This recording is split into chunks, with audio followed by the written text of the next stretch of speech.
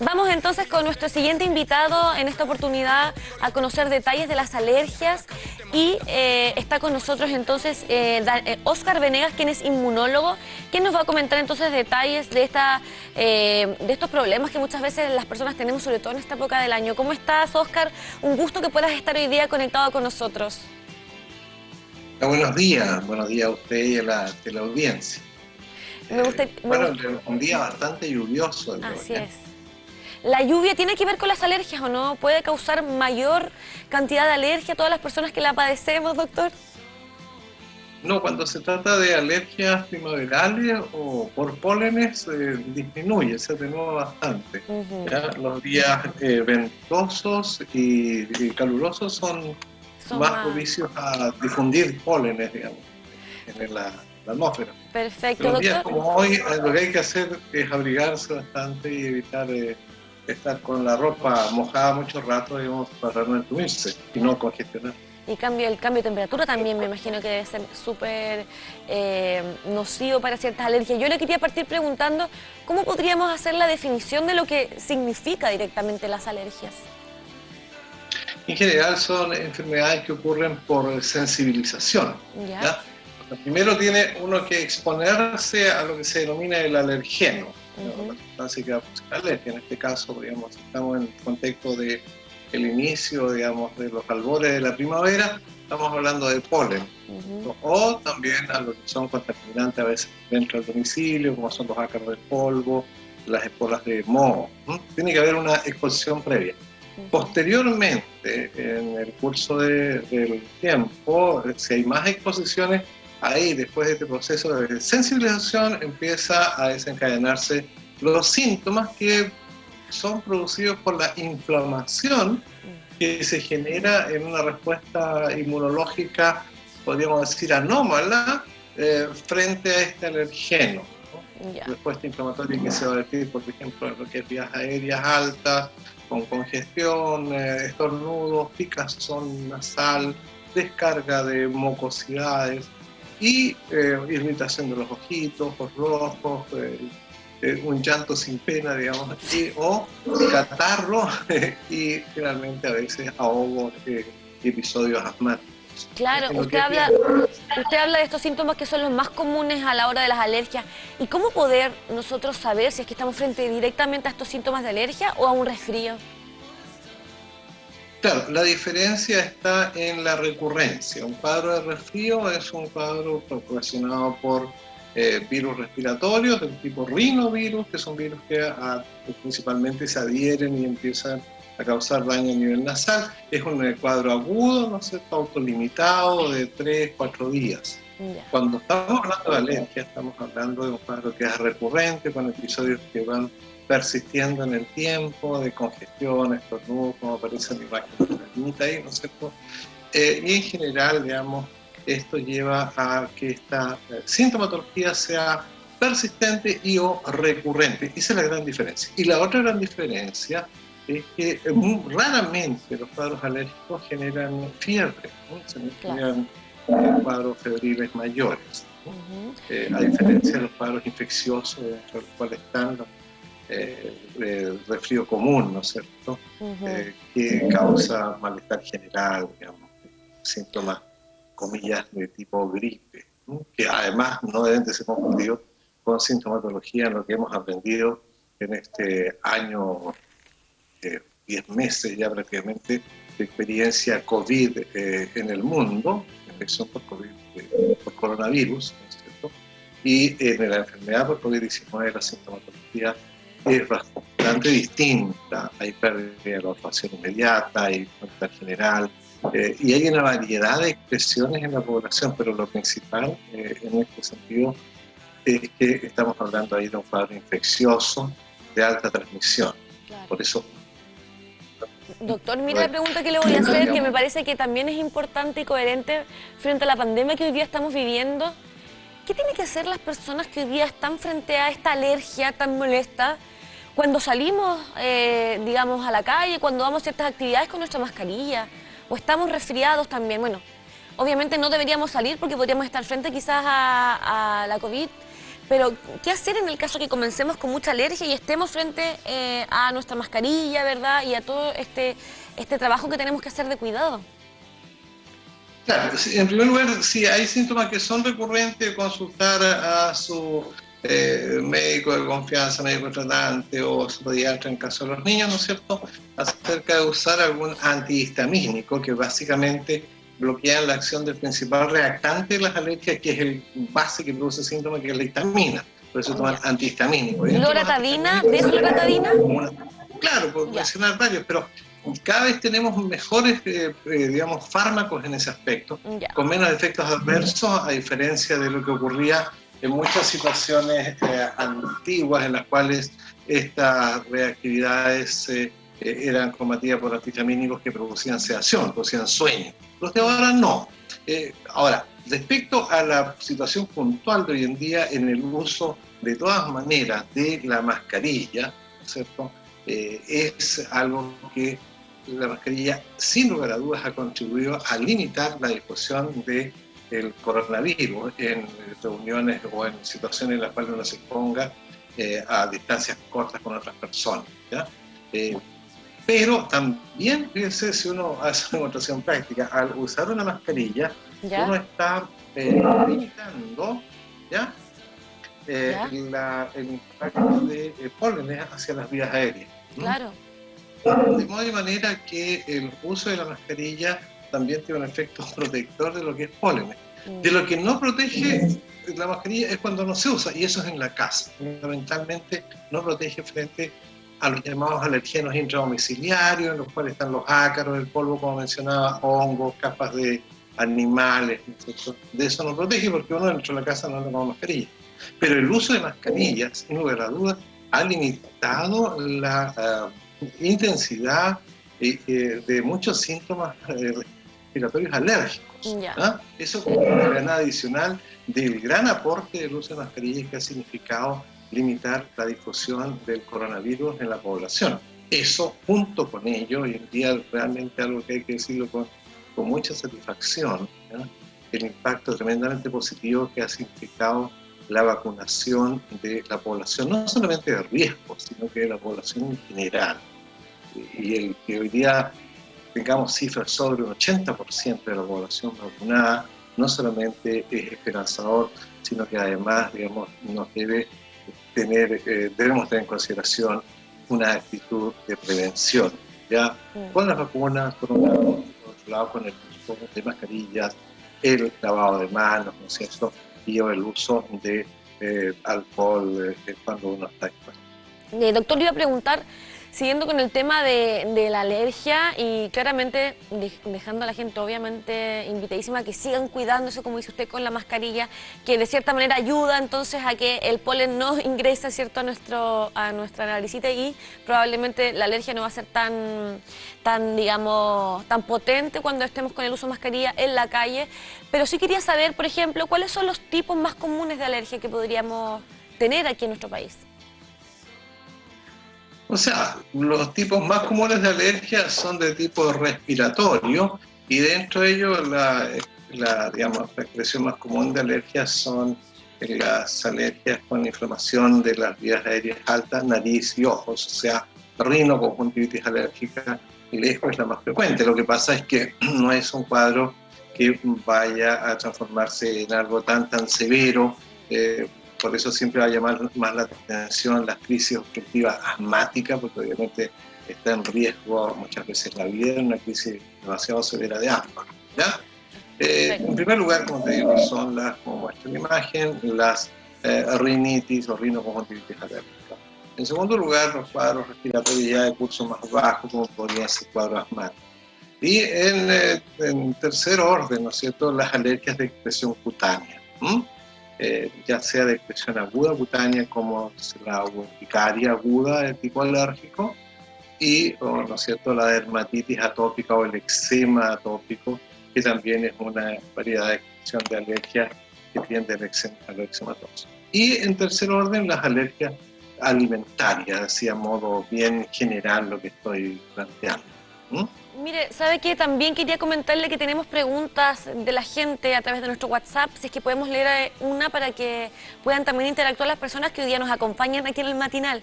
Tenemos a Natalia, pregunta buenos días, bueno, nos saluda. Tengo una consulta, mi hijo sufre mucho de picazón de nariz y ojos. ¿Qué puedo hacer? Gracias, Natalia, por tu pregunta. Claro, va a depender de la edad del niño, ¿no es cierto? Digamos, si es un niño lactante menor, ¿no es cierto? Lo más probable es que sí, bien es cierto, puede tener síntomas de alergia, pero muchas veces tiene que ver con la higiene nasal, o sea, un aspecto, en primer lugar, en los niños muy pequeños, menores de 2 años, es el adecuado aseo nasal. En ese sentido, en nuestro mercado existen bastantes sueros, o con salsita, digamos, mejor comprar un suelito, digamos, especial para lavar la nariz y limpiar las secreciones que se están quedando adheridas, porque el niño no tiene la misma fuerza del estornudo o limpiar las vías aéreas altas como un adulto.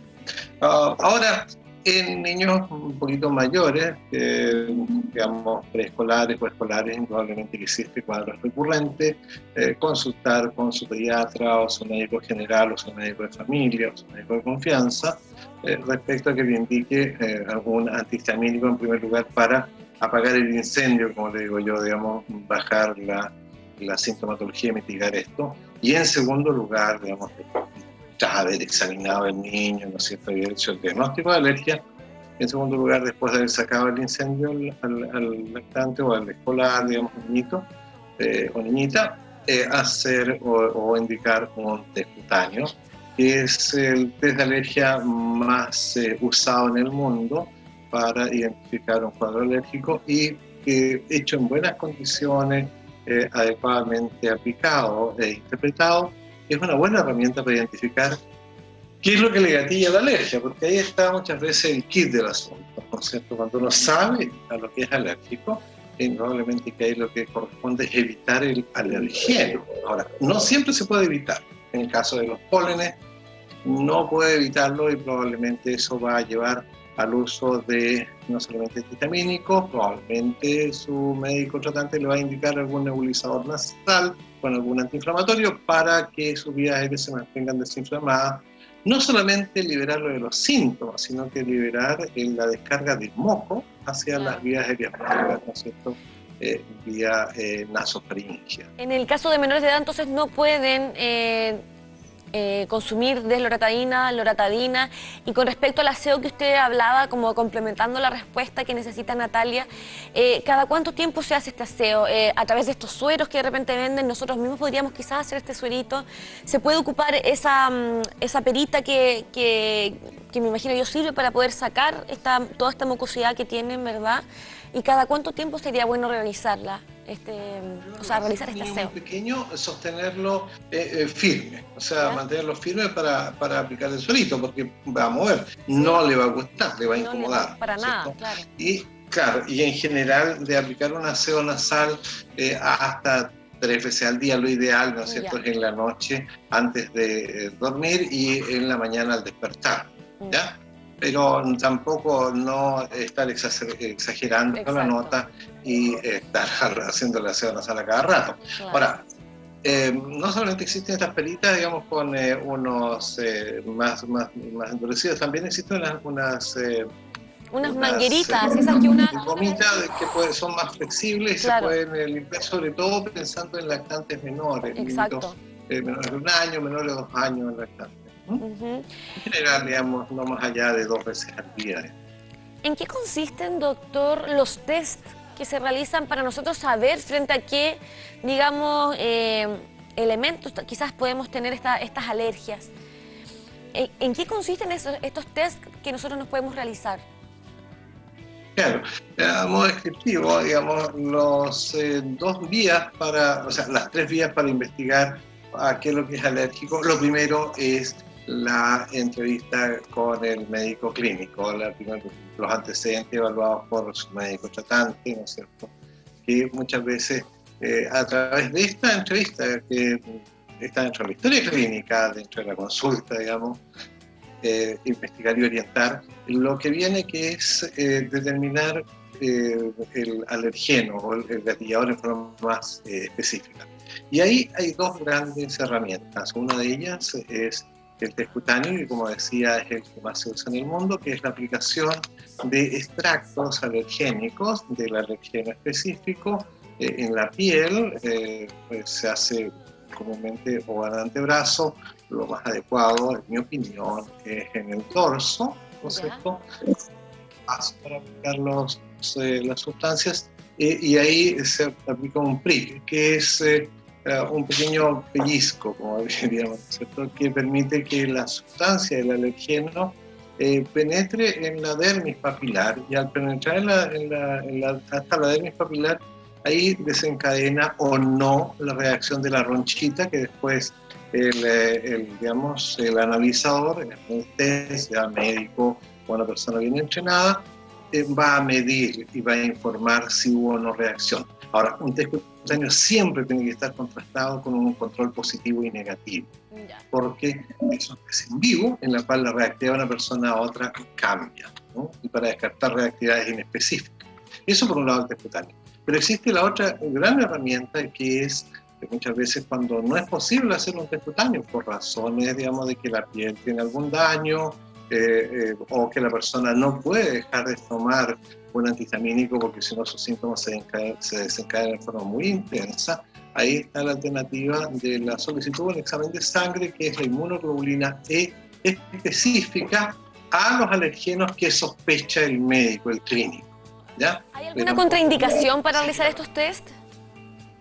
La contraindicación fundamentalmente es que la persona tenga lesiones en la piel, en el área donde se va a aplicar el test, ya sea el dorso de la piel, que esté muy irritada, ¿no? O una persona que esté cursando un cuadro urticarial agudo, no le va a aplicar un test. O sea, primero sáquelo del incendio, sáquela del incendio.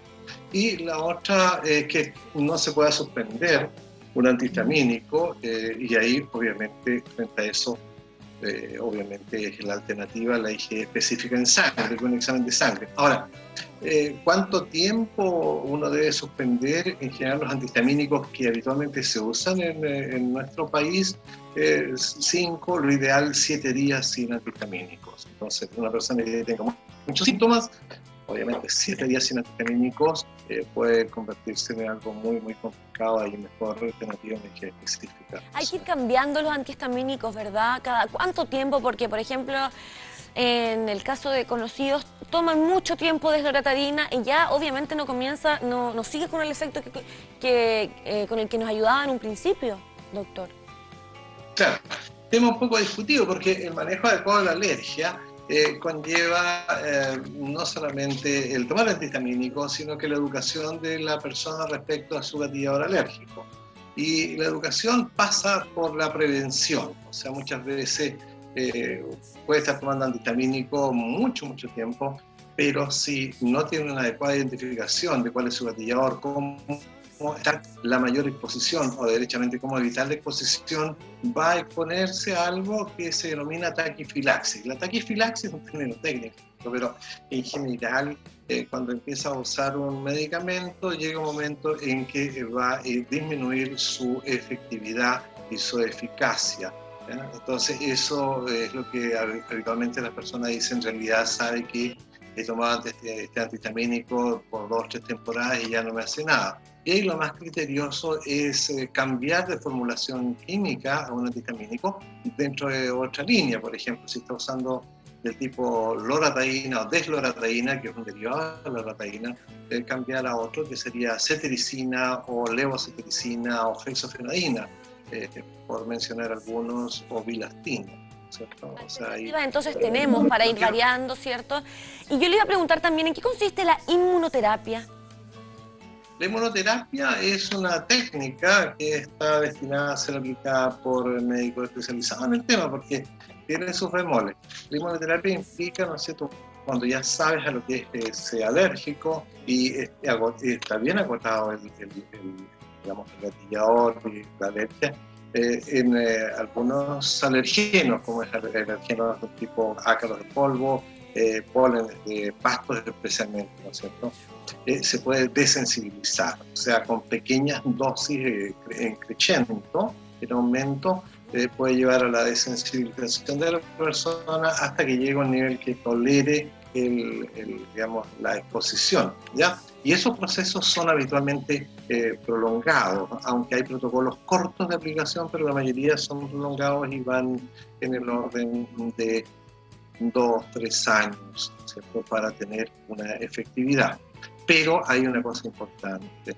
Estos pacientes deben de ser, uno, adecuadamente estudiados, dos, deben de tener un score digamos, de éxito que se puede medir, hay tablas para ello, que anticipe o, digamos, haga una predicción de una mejoría sobre un 50%, porque si no, no tiene mucho sentido exponer a alguien a un costo por un lado, o a un tiempo de estar en inmunoterapia. Pero la inmunoterapia es reconocida por la Organización Mundial de la Salud como una terapia eficiente y eficaz para atenuar el impacto de las alergias hoy día en el mundo.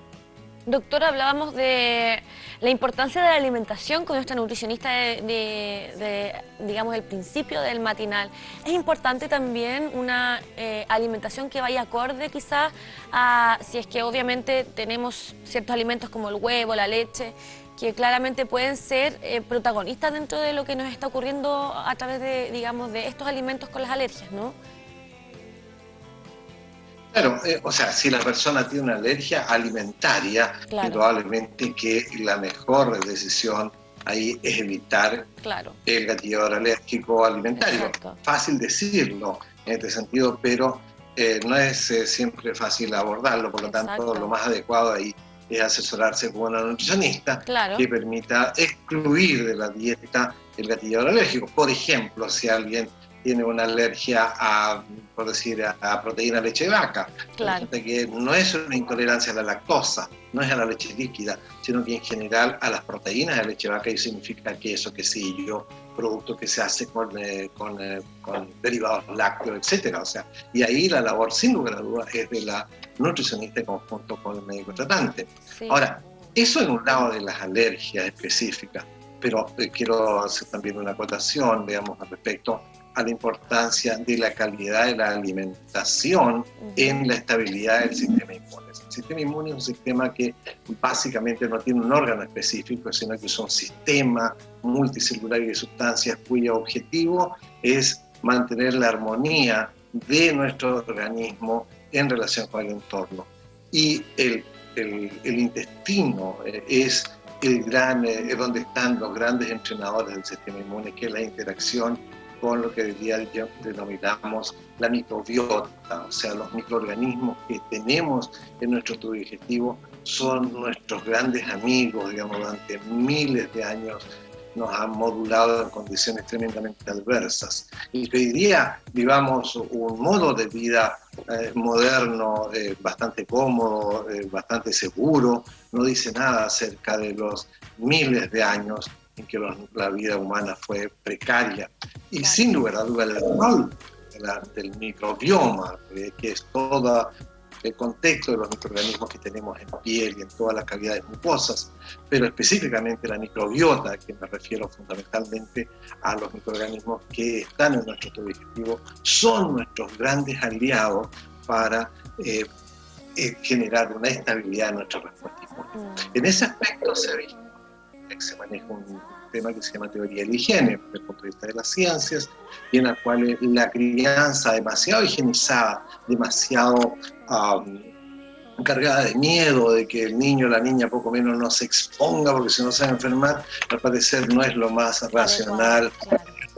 O sea, el contacto con la naturaleza, insisto, hay que tenerlo. Es cierto que hemos estado limitados por esta pandemia durante este año y hemos visto los efectos negativos que eso ha tenido no solamente en la psique de los seres humanos, sino que también en la inmunidad. Pero, obviamente, en la medida, digamos, de la prudencia, ya con una gran cantidad de personas vacunadas, es muy bonito ver, ¿no es cierto?, la visita de los parques, la visita a las orillas de playa. Ayer, por ejemplo, un día que estaba casi lluvioso, anduve en la desembocadura y fue bonito, había mucha gente paseando con sus niños y con las personas de tercera edad por la orilla de la playa y divirtiéndose, aunque estaba nublado. Eso es en el fondo el sentido de dar un bienestar humano.